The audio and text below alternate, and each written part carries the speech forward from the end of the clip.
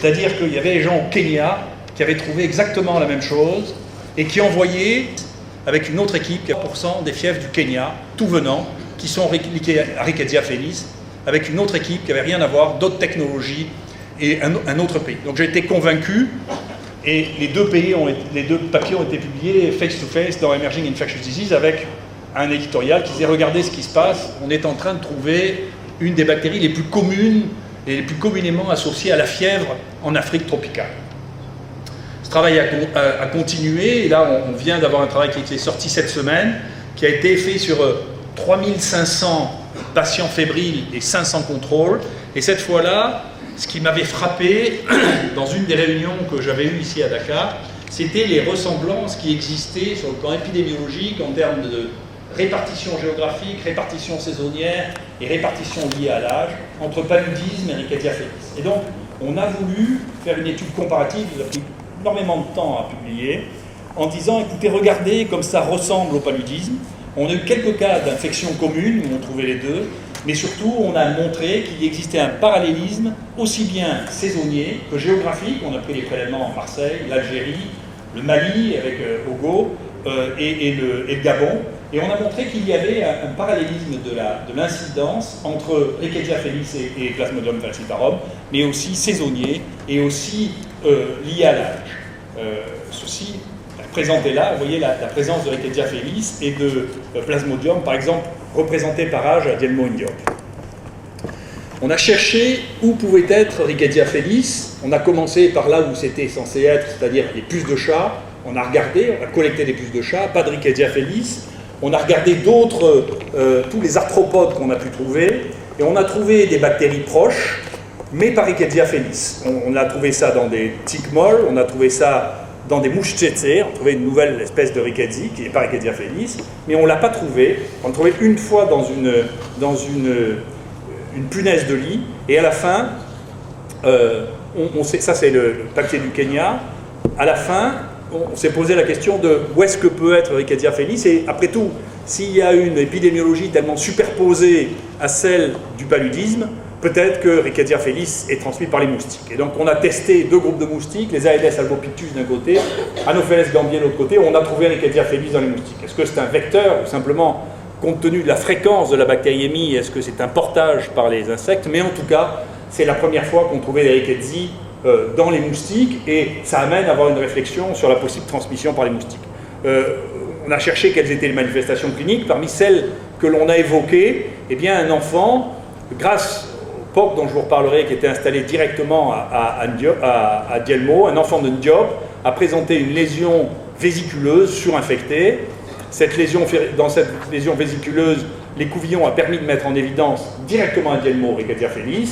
Le gosse a été tout de suite vu, examiné, photographié, et on a pensé que ça pouvait être la primo-infection chez les enfants de Rickettsia felis, d'autant que ces éruptions vésiculeuses, manifestement, sont assez fréquentes. Et YAF, ça veut dire vésicule en Wolof, c'est pour ça qu'on l'a appelé comme ça.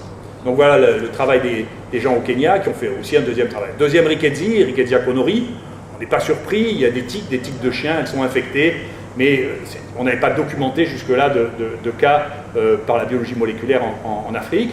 Et ça a fait l'objet d'un grand travail par Oleg, qui à la fois a fait le bilan de toutes les Rickettsia qu'on trouvait dans les tiques et de celles qu'on pouvait retrouver chez l'homme, et on y trouve au moins 4 Rickettsia pathogènes transmises par les tiques. C'était quelque chose qui était... Les borrélioses récurrentes, un travail initial avait été fait par Dielmo, on a repris les données, mais cette fois-là par biologie moléculaire, et la biologie moléculaire donne des résultats qui sont ici encore spectaculairement supérieurs à ceux des examens morphologiques, puisque 13%, maintenant 15% dans le travail de Oleg, des patients prélevés à Dielmo présentaient une borréliose, alors que 2% étaient positifs sur le frottis. Donc il y a le diagnostic de la borréliose, au moins dans cette zone-là, doit être fait par biologie moléculaire. Pour les Bartonella, on a trouvé Bartonella quintana, d'abord dans les poux de tête et les poux de corps, parce qu'on sait que ça existe. Dans les poux de corps, on les a trouvés à Dakar. Dans les poux de tête, on les a trouvés aussi à Dielmo. Et on a trouvé pour la première fois un cas de fièvre des tranchées à Dielmo, qui vient d'être découvert, si les renseignements donnés par Oleg sont exacts, et dont le diagnostic, encore une fois, a été fait par le POC directement installé à Dielmo, au milieu du village.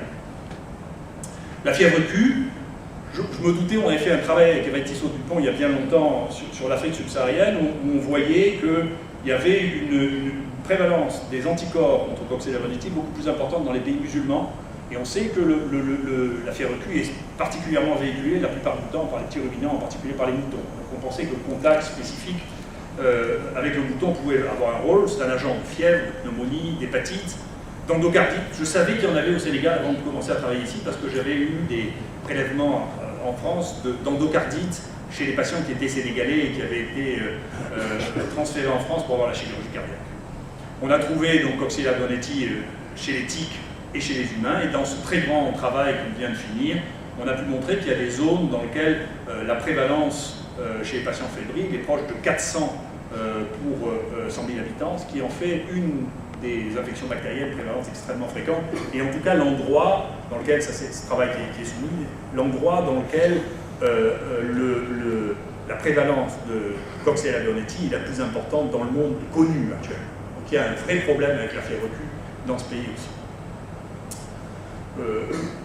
Oleg, qui a essayé de faire un travail pour essayer de comprendre comment ça se passait, a fini par retrouver que l'on trouvait assez fréquemment dans la poussière des maisons Coxiella burnetii qui étaient détectables, probablement venant de déchets provenant des moutons qui vivent à Djelmour, un job dans la proximité immédiate des maisons, et donc probablement à la fois des produits d'avortement, de placenta et d'excréments qui se mettent dans la poussière et qui constituent probablement la source de l'infection dans ces villages. Tropherimae whipplei a été une surprise en Afrique, une maladie qui était connue qu'en Europe et aux États-Unis, et quand on a commencé à regarder dedans, d'une part on a trouvé beaucoup de bactériémies associées plutôt à des tableaux de pneumopathie, et on le verra, un nombre de diarrhées associées à Tropherimae whipplei tout à fait considérable, mais l'incidence de Tropherimae whipplei est la plus élevée, la plus connue, la plus élevée dans le monde, et au Sénégal. La source et le réservoir de ça, mais Hubert vous en parlera un peu plus tard, et n'est pas encore complètement identifié, mais on pense bien que c'est une transmission interhumaine et que c'est lié en partie à des problèmes d'hygiène de base, de toilette. À côté, bien entendu, on ne peut pas négliger les bactéries, les autres bactéries. Sur cet ensemble de sang, nous avons testé ensuite Streptococcus pneumoniae sur 2000 prélèvements sanguins. Vous voyez, 21% étaient positifs, de l'ADN positif, qui est considérable. Et donc, il y a une prévalence, une incidence plus importante pendant la saison sèche que pendant la saison des pluies. Pour les staphylocoques dorés, il y a 20% des prélèvements pour lesquels on trouve de l'ADN de staphylocoque doré. C'est plus fréquent pendant la saison des pluies, à l'inverse du pneumocoque. Et pour Streptococcus pyogenes, il y a près de 5% de prélèvements positifs et il n'y a pas de saisonnalité. Il y a de nombreux cas dans lesquels on trouve l'ADN de plusieurs bactéries à la fois. C'est quelque chose, je pense, qu'on va découvrir avec le temps, qui est compliqué. Le fait qu'il y ait un ADN ne veut pas dire qu'il y ait une bactérie circulante. Il est bien possible que dans toutes les infections ORL à streptocoque ou à staphylocoque, il y ait de l'ADN qui circule sans qu'il y ait de bactéries vivantes qui circulent. C'est probablement le témoin de quelque chose parce que les gens qui ont été prélevés là n'avaient pas des maladies qui étaient particulièrement graves. Mais c'est un nouveau monde, comme le disait Hugo tout à l'heure, avec un nouvel outil, on voit une partie du monde qu'on ne voyait pas avant. Et il va falloir intégrer les données que l'on voit avec ces nouvelles données. Les autres causes, il y a les autres choses, là, il y a plein de nouveaux microbes, en particulier que Oleg découvre et dont on ne connaît pas le rôle pathogène. On verra avec le temps ce qu'il donne. Alors, une nouvelle avec les anaplasmas, les nouvelles Bartonella, dont Bartonella senegalensis, qui vient d'être publié là, récemment. Les vecteurs, eh bien, on a regardé, comme je vous l'ai dit, dans les moustiques, on a trouvé ça, Rickettsia felis, dans les anophèles, on continue à chercher d'autres bactéries, on a retrouvé Rickettsia felis dans ALS albopictus.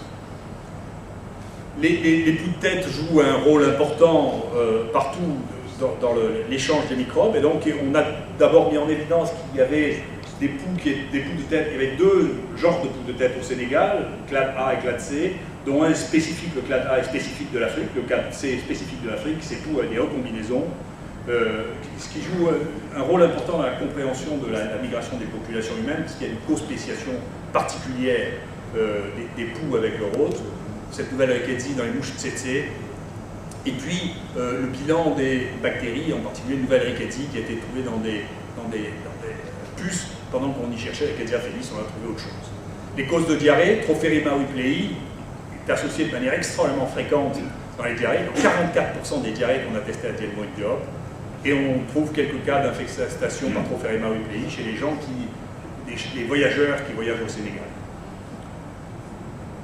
Les nouveaux microbes, on vient d'introduire dans mon laboratoire une nouvelle stratégie que j'appelle la culturomix, qui se base beaucoup sur le Malditov, qui consiste à multiplier les conditions de culture et à tester des milliers de colonies, ce qui amène à avoir un répertoire complètement différent de ce que l'on connaissait des bactéries, en particulier dans le tube digestif. On a découvert, depuis qu'on a commencé, plus de 60 nouvelles espèces bactériennes qui étaient inconnues, qu'on a séquencées et qu'on a publiées, qui sont encore en publication.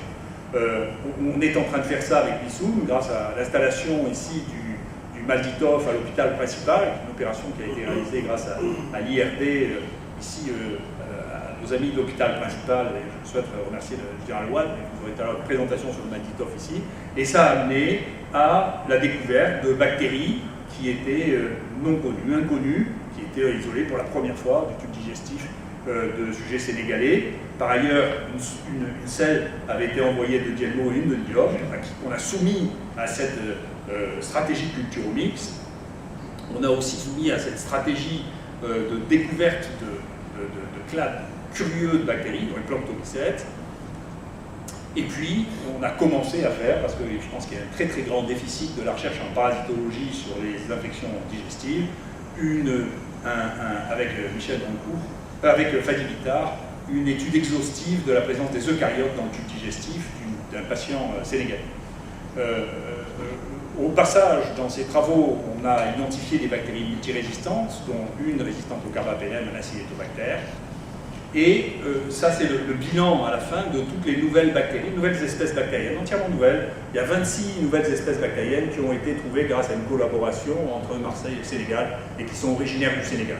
Donc il y a 26 nouvelles espèces bactériennes qui n'étaient pas connues et qui sont en train d'être identifiées. Alors, c'est que leur génome est réalisé, elles sont publiées ou en cours de publication. Les stratégies à l'avenir.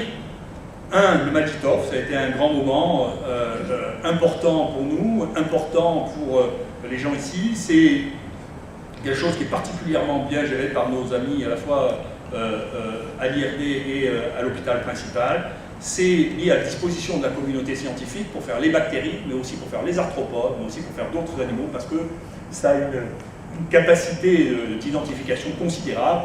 Et vous verrez, le succès, moi, me coupe les bras quand je vois comment ça a été utilisé, qu'il y a eu plus de 2600 espèces qui ont été identifiées en moins d'un an, 9 mois, je crois, à l'hôpital principal. C'est spectaculaire, c'est vraiment quelque chose qui est beau à voir. Ça, c'est le premier travail de Bissoum sur les celles qu'elle avait identifiées à Marseille avant de venir s'installer ici. La deuxième chose, où il y a eu un effort très spécifique de Cher et d'Oleg Medianikov, c'est l'installation d'un point of care, c'est-à-dire un petit laboratoire qui fait toute la biologie moléculaire, à Dielmo, à l'époque où il n'y avait pas d'électricité. On a installé un groupe électrogène pour faire marcher ça, c'était spectaculaire, on était content d'avoir les premiers résultats de diagnostic moléculaire au bout du monde, là où il n'y avait pas d'électricité. Il a fallu après installer l'électricité parce que les villageois nous disaient, écoutez, vous ne pouvez pas installer un équipement de ce niveau-là et nous laisser, nous, sans électricité. Là, installer l'électricité à Dielmo, depuis, ça marche avec l'électricité, c'était normal que tout le monde profite de cette innovation. Et depuis, les diagnostics sont faits sur place, avec en backup le même laboratoire qui a été installé à Dakar sur le site de l'IRD. Et ça, c'est le schéma dont vous reparlera Cher, qui est celui qui marche et qui permet, en 2 heures, de savoir quel est le diagnostic d'une fièvre à Dielmo et de traiter les patients. Ensuite, comment ça, transformer ça en quelque chose qui deviendra utile pour le Sénégal et l'Afrique de l'Ouest, eh bien, c'est le projet qu'on est en train de mener avec Ogo Baradungo, qui s'appelle Girafe, qui s'appelle le Groupement international de recherche en Afrique sur l'émergence. Et l'idée, c'est de relier les différents points d'Afrique occidentale pour pouvoir y développer une stratégie, de diagnostic, en commençant par le répertoire, deuxièmement, l'installation des outils, troisièmement, la réalisation sur place de toutes les techniques modernes qui permettent de faire le diagnostic. Enfin, en conclusion, Le XXIe siècle ne ressemblera pas au XXe. Il ne faut pas chercher et il ne faut pas faire croire en Afrique qu'il faudra repasser par les mêmes étapes par lesquelles l'Europe est passée pendant le XXe siècle pour faire de la microbiologie. Ça n'aura rien à voir. Nous sommes dans un autre monde avec d'autres outils qu'il faut utiliser à la même vitesse. Et ça n'est pas plus cher. Le coût de l'identification par Malditov est probablement tout bien réalisé entre 1/5 et 1/10 du coût d'identification par les méthodes bactériologiques traditionnelles. Donc il faut se précipiter dans la technologie moderne pour pouvoir répondre aux défis des maladies infectieuses, ici exactement de la même manière que partout ailleurs. Et en conclusion, ce que ça nous a amené à penser, c'est qu'il faut réhabiliter la doxycycline dans le traitement empirique des gens qui ont une infection, au moins dans les zones dans lesquelles on a testé. Merci de votre attention. Alors ce qui est intéressant, c'est que c'est une façon de faire de la biologie et des diagnostics qui est un peu originale, que tu as inventé, c'est-à-dire à partir de l'outil, on teste tout, et puis ensuite on arrive sur des découvertes et des diagnostics précis. Alors je voulais te demander, à un moment tu parles du staphylocoque et du streptocoque. Et ce que tu dis finalement est assez connu. Le streptocoque circule plus en saison sèche. Le staphylocoque, je ne savais pas qu'il circulait en saison des pluies particulièrement. Mais par exemple, dans ce sens-là, du streptocoque et du staphylocoque, où voulez-vous en venir? Quel est l'intérêt? Voilà. Je vais te dire. L'intérêt, parce que c'est difficile de vous raconter ce qu'on a monté en 6 ans, en 20 minutes. L'intérêt, c'est... Tu vois, quand nous avons trouvé sur ce prélèvement de lésions cutanées avec Rickettsia félix, Oleg a pris en charge une stratégie diagnostique de couvillonnage systématique des lésions cutanées pour y découvrir, en étant assez neutre, ce qui pouvait être lié à Rickettsia félix ou pas. Et bien entendu, on a testé Rickettsia félix, mais tous les microbes que nous avions testés, qu'on avait trouvés dans le sang. Et puis, comme on est des gens raisonnables, on a fait, comme on avait fait pour le sang, on a pris des contrôles, des témoins négatifs. On a pris des témoins négatifs à Dielmo et Diop, et on a pris des témoins négatifs à Marseille. Et l'immense surprise, c'est ce qu'il y avait sur les écouvillons de peau saine des témoins négatifs. Et donc, sur les écouvillons de peau saine de témoins négatifs, il y a Rickettsia félix, qui nous embête beaucoup, ce qui nous amène à réfléchir sur quelle est la source de Rickettsia félix et la chercher ailleurs que ce qu'on l'a cherché avant. Mais il y a aussi Streptococcus pneumoniae, pas très souvent, mais beaucoup de Staph aureus et beaucoup de Streptopiogenes. Et donc, ça veut dire qu'il y a un portage cutané dans ces villages de streptocoques, de pneumocoques et de staphylocoques dorés, dont, à ma connaissance, personne n'avait noté l'incroyable prévalence. Et donc, ça pose vraiment des questions sur l'importance des surinfections et l'importance des infections du fait de la colonisation cutanée des gens qui vivent là. Un niveau de colonisation cutanée qui est tout à fait extraordinaire et qui n'existe pas, bien entendu, en Europe. Donc, oui, ça mène bien entendu, c'est pour ça que certains n'aiment pas trop les nouveaux outils, parce qu'ils obligent à remettre en cause les dogmes antérieurs, mais ça ne les empêche pas de révéler d'autres vérités. Celle-là nous oblige à repenser complètement les choses et savoir est-ce que ça veut dire, est-ce que c'est lié à une bactériémie, est-ce que c'est lié à un portage en situation pathologique, est-ce que c'est dû à du passage d'ADN chez les gens qui sont simplement porteurs. Toutes ces questions, nous ne pouvons pas y répondre maintenant. Ce qu'on sait, c'est qu'il y a quand même une différence. Ça, nous ne le retrouvons pas, cette incidence de pneumocoque, staphylocoque, on ne le retrouve pas chez les gens qui sont apyrétiques. Mais on retrouve ça, en revanche, sur la peau des gens qui sont totalement asymptomatiques.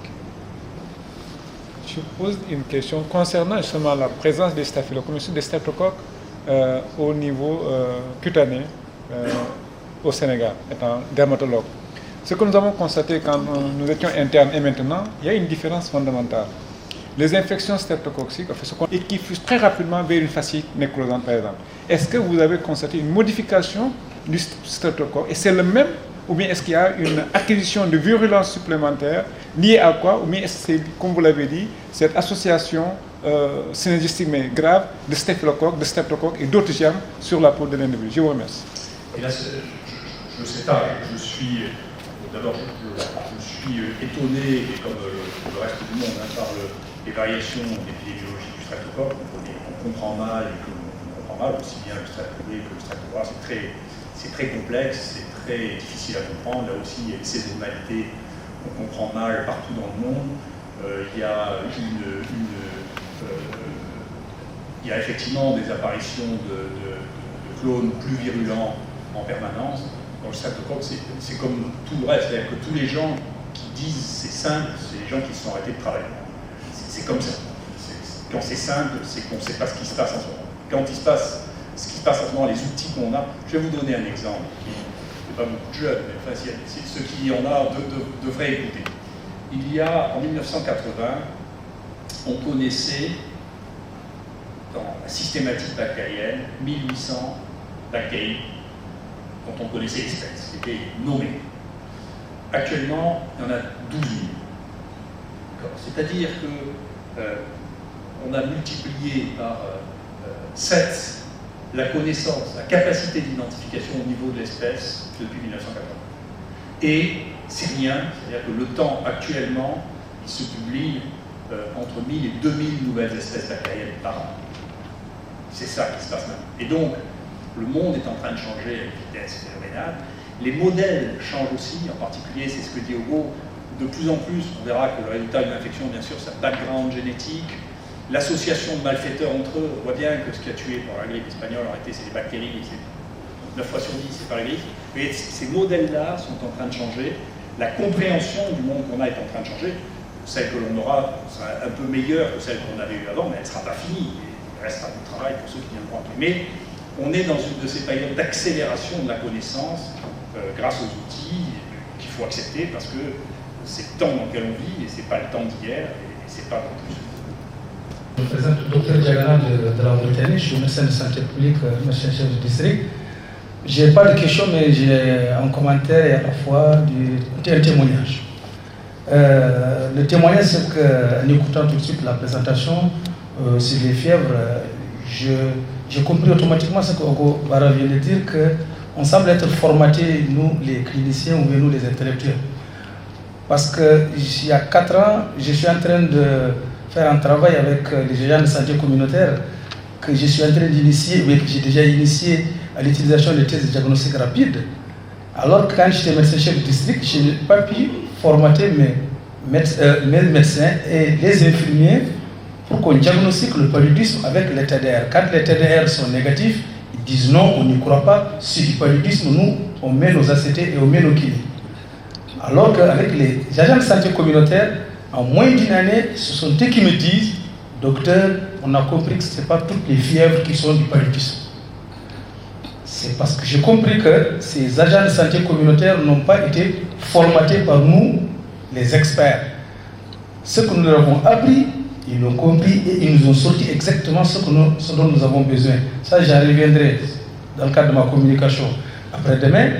Donc, le commentaire que je voudrais faire, c'est qu'il est temps que nous, les cliniciens, qui en tout cas sont très loin des laboratoires, et qui voient difficilement, parce que moi-même, franchement, en Mauritanie, j'ai tout le temps diagnostiqué le paludisme falciparum. Et il n'y a pas longtemps que Hugo, avec son équipe, nous a démontré en Nouakchott de Vivax. Et on a été tous surpris, mais jusqu'à présent, nous avons des collègues qui n'y croient pas.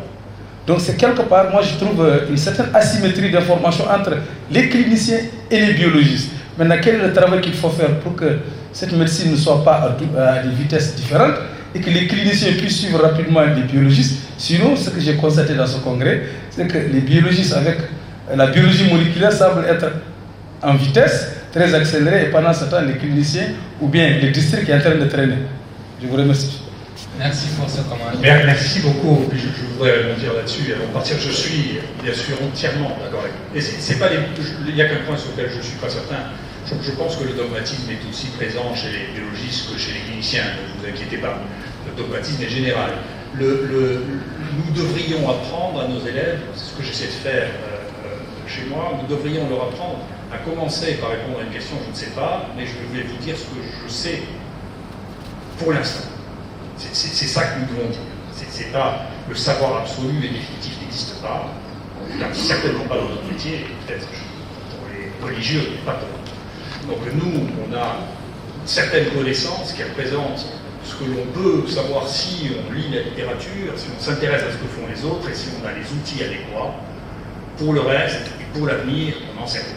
Donc il faut être extrêmement humble devant la connaissance en général, même si on est en pointe sur un domaine donné, il ne faut pas se faire d'illusions sur le caractère définitif de cela. Donc je crois qu'il nous faut enseigner aux futurs enseignants que le fait d'avoir une connaissance encyclopédique à un moment donné ne nous rend pas capables de dire je sais à toutes les questions. Donc il faut être prudent, il faut être modeste. Quand on répond à ces questions, il faut apprendre ça aux plus jeunes de manière à enlever l'arrogance qui est souvent la défense des plus jeunes quand ils commencent à faire des cours, ils veulent dire qu'ils savent, il faut leur apprendre qu'il n'y a pas de honte à dire je ne sais pas, c'est une marque de sûreté de soi d'être capable de dire je ne sais pas. Quand on ne sait pas, quand on est capable de dire qu'on ne sait pas, on ne sait pas parce qu'on ne veut pas savoir, c'est parce qu'on n'a pas les moyens, pas eu le temps de travailler sur ce